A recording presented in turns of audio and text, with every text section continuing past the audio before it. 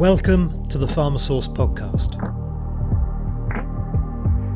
On this episode of the PharmaSource podcast, we're live from CPHI Milan, and I'm here with Marty Henehan, Business Director for North America from Mabion. Welcome to the podcast, Marty. Thank you.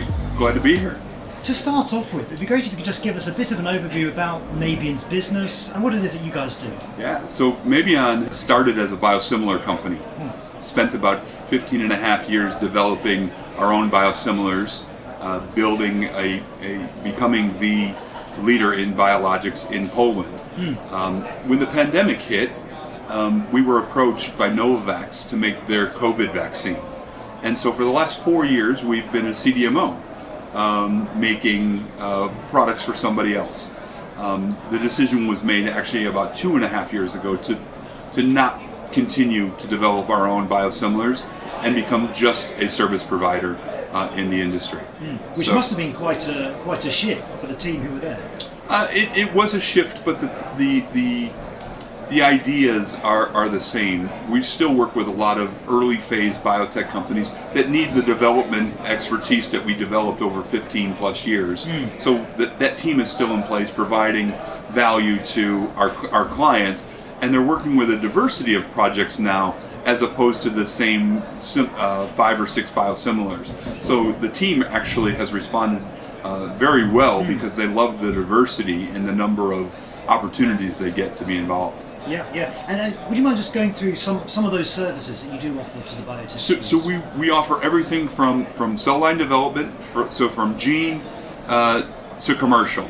So we can help in cell line development. We can help select the clones for your preclinical and your phase 1 opportunities. We can help develop that molecule to be more robust. We can manufacture it at a clinical scale. Whether that be 1 liter, 10 liters, 50 liters for your phase 1. We can then scale it up to 2,000 liters. We have 4 2,000 liter bioreactors that can be run individually or as a combination. So we're able to manufacture at a large scale for some of our clients, but also flexible enough at small scale for the early phase projects. Great. And then we've recently added filling capacity. We've added an isolator. We currently fill only vials, but there are plans to add additional delivery options in the near future. Great. Thank you. And obviously, Mabion based out of Poland, but you yourself, Marty, you're based in the US. So, I mean, for North American biotechs, what would you say the advantages are of working with a partner like yourselves in another continent? So I joined Mabion this year, and I would say as Americans, we are very unaware of the value proposition of Poland. So Poland is part of the EU and has been for 20 plus years. Their GDP has been outgrowing the rest of Europe over that entire 20-year period. So it is no longer a communist country, which many Americans still think about. It's far away from the Ukraine. It borders, but it's not like a war-torn country. Warsaw in particular is beautiful. Our plant is about 90 minutes outside of Warsaw in Łódź. Again, it used to be a textile industry hub for the world, and has been revitalized as a tech hub. And the city is gorgeous with many great restaurants and hotels and tourism. Sounds like a site visit. It is a site visit, a very easy site visit. But the other thing about Poland is that they've been on the forefront academically of having PhDs in molecular biology, chemistry, and so the majority of our workforce have advanced degrees. So it's a very highly educated workforce with lots of experience.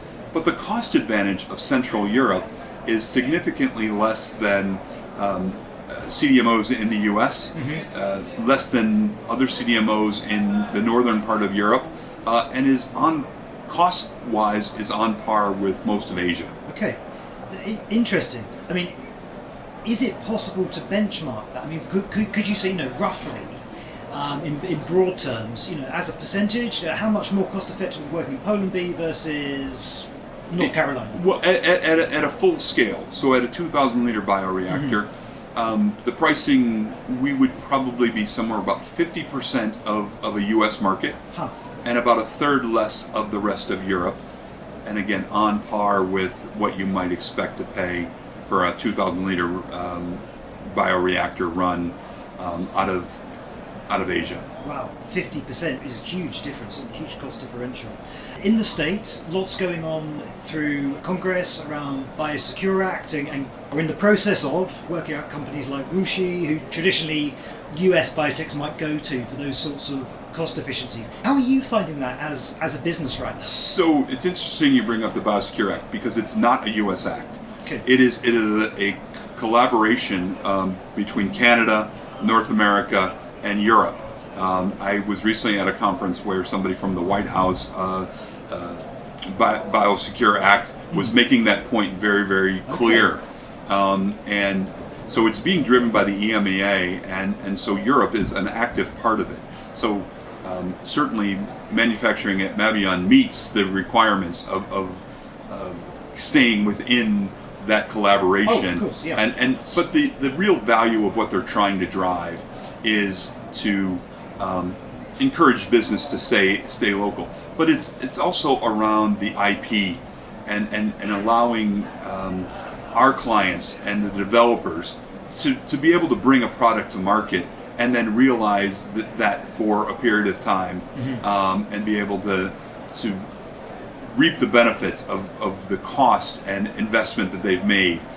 Because what we've seen is some of that has been taken when in Asia in particular, and people have not been able to have the patent life that they expected with their investment. So it's really a collaboration to ensure that people continue to invest in biologics, continue to invest in life-saving medicines, but then they can reap the rewards of doing such.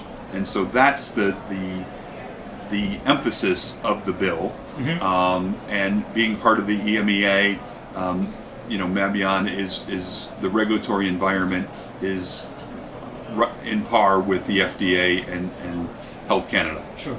Thank you. And then, Marty, one final question for you. As we're going around CPHI today, we're asking people to check the pulse really on how they're feeling about, or how your customers are feeling about positivity going into 2025.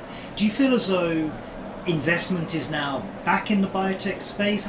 What's your sense on how the market is right now? Well, we've seen it slow down, certainly coming out of the pandemic. The investment community has been close to the vest with their money. But we'll see what happens with the election, because that will play out. But what we've seen throughout the shows the last couple of weeks here at the end of the year is people are very bullish on the market and bullish on the opportunities. There's a lot of early phase people that believe that they're getting ready to be funded, looking for opportunities and partners to manufacture their product. They're lining up their clinical trials. They're actively engaging in what the next steps are. We hadn't seen that in the last year and a half. They've been a little more hesitant. The conversations we've had here at CPHI are much more bullish, not if we can get started, but when we'll be able to get started and how things can go. That's a great sign. Thank you so much for your time. Thank you for having me. It's always a pleasure. Cheers. To keep up to date with the latest in biopharma outsourcing, sign up to pharmasource.global. Thank you for listening.